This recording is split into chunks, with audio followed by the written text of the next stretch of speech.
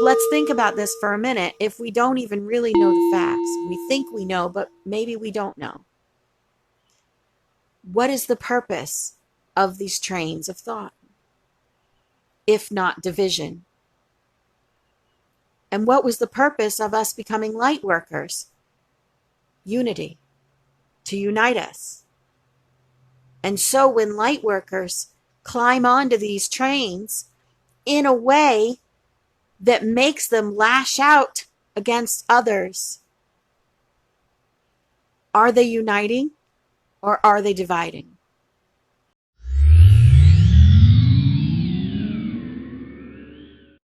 And truth, the only thing we actually know is our experience, but we are experiencing the world. And so we create a vision of the world from our own experiences. When we carry these beliefs within us and this need that has to be filled by some explanation for what's going on, then that becomes our experience. Just like in spirituality, I don't think anybody gets 100% of the truth. We all get little pieces of it. I think if somebody had 100% of the truth, their brain would explode.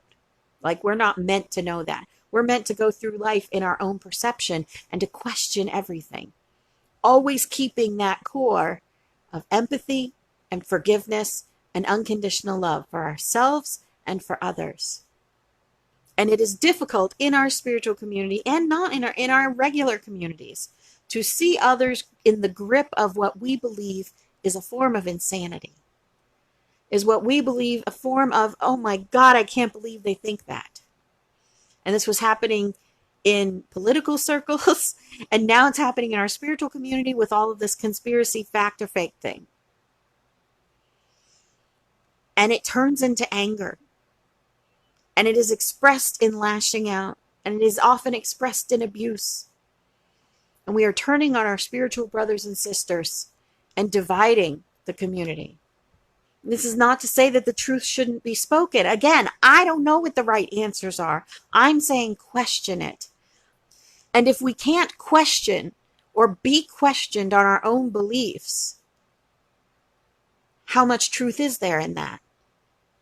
If we have to curse someone out for questioning us, is that truth valid? Is the reason that we get so angry about being questioned about it because at some level we know that this is coming from our own fear-based beliefs? But to reveal that would be to reveal our vulnerability, that we are scared. Let's say that that box that has that cat is yellow. In the 3D reality, the box is yellow, okay? But I am wearing red glasses. So when I look at that yellow box, I see an orange box. You might be wearing blue glasses. So when you look at that box, you see a green box. And no matter how much I tell you the box is orange, not green, no matter how much you tell me that box is green, not orange, I am never going to see that box as green until I can question my perception. What the Westboro Church does, they see as good, and thousands of other Christians see as them doing good. But many of us see it as evil, as bad evil, as bad. We see it as, hurting other people. What Thanos did, thousands of worlds see as goodness, that he was a do-gooder. And yet thousands of other worlds see it as he's doing evil, he's doing wrong, he's bad. There are thousands of people that have benefited from what Bill and Melinda Gates have done. But there are also thousands of people who see sinister motives behind anyone who does good, and then ascribes those motives to anyone that they see. Maybe because they had interaction with someone who had sinister motives but pretended to be good. Maybe because they've been hurt by people who said they wanted to help them, but really they want to hurt them. I don't know. Because your reality is different than my reality. But to attack me because of my view of reality is coming from a fear-based place. If you cannot question or be questioned the beliefs of ourselves or the beliefs of others, we cannot learn, We cannot grow. We cannot expand. We cannot expand our own self-awareness. We cannot express empathy to each other if we're not allowed to question someone's reality or question our own. And so while there are many trains of thought and many conspiracy theories and facts and many things that are going on in this reality, there is a fixed reality. And yet it is our job to question that fixed reality at all times. And what I ask of all of you is that we question with respect and we are open to receiving the answer. And that if we are the one that is giving the answer, that we take those questions in and question ourselves and our own beliefs and our own facts. Because not everything that is said is fact. Not everything on the mainstream media is fact. And not everything on the media that is alternative media is fact. It's a very interesting duality that exists. But it is something that is very, very pertinent today because we are seeing this divide. And if light workers have been woken up to unite, are you uniting by cultivating fear? Not to say that the truth shouldn't be said, but to point the finger and claim someone as evil. To point the finger and to say that that person doesn't deserve forgiveness is pretty much to acknowledge that you don't deserve forgiveness. Because if you believe everyone is divine, every human is divine, every human deserves forgiveness. It's a very interesting thing to go through. This is a fascinating experience that we're all in. This is a fascinating lifetime as a human. It is very exciting to be alive as a light worker in this time, to be ushering in the age of Aquarius. But this is another test, just as everything is a test. And how we react to what's going on now creates our future. I read something today that said that we have to think of opportunity and experience like a wormhole into our future that allows us in the now to reach into the future and change what happens. I've often said that the past got us to where we are today, and what we do today and how we react to that brings us to our future. And what we are doing now takes us into the next realm. So pay very close attention to your own reactions and the things that you jump into and these belief systems that feel good to jump into because they give you a sense of power in a time of feeling helpless.